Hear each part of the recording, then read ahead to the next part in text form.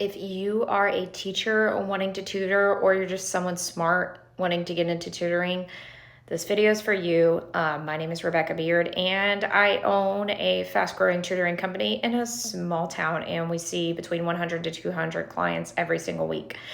That being said, if I was going to start over my tutoring business again, this is what I would do to get new clients, and I hope this is helpful for you. And subscribe to learn a little bit more. So number one is I would set up a website. I should have done this at first. A website does not have to be fancy. It does not even have to be paid, but it establishes you as an authority and makes you look more legit. Like, it can be a one-pager, keep it simple, all that stuff, but get that in place because it is super helpful. And then number two is I would set up my social media accounts. I would at least do Facebook and Instagram, and ideally YouTube if you're going to be making any video content. That's where you're going to get the bulk of your traffic. Make it look good, make it look official, pay for some money for pro photography, or at least a friend who's good at photography.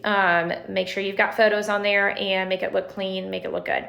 And then number three is I would start pushing out daily informative content on my social medias, not just random thoughts, but actually informational stuff. So for me, my jam is SAT and ACT test prep, but if I was doing it for like middle schoolers, then I would just target like helpful information for middle school parents, and just kind of go from that point. You could even do a blog feature and post from your website.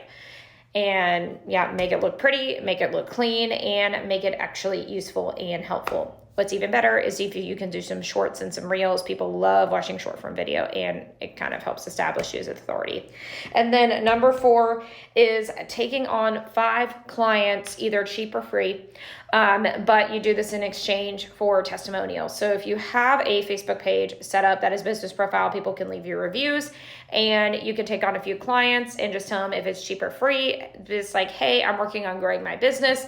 This is how this would benefit me and you. It's like, I'm going to do my best to support your child in whatever way possible. And based on our setup on price, if you would consider after a month or two, if I'm doing a great job, if you would consider leaving me a review or testimonial, that would be greatly appreciated. So nothing is free, but pouring into that kid is going to be a blessing regardless. And at that point, you are able to connect, get some testimonials for your services. And then number 5 is going to be controversial because it requires spending money. But that being said, is if once you got your testimonials and once you're starting to crank out good media for your socials, shove $5 a day in Facebook Meta marketing, and results should crank if you do things right. I am not a marketing expert. I am painfully learning the process, but we're getting there. And even with my lack of marketing background and my degree in education, I am still getting clients from Meta because Meta wants to make you money and bring you clients. But that being said, like and subscribe for more, and I look forward to seeing you on this journey.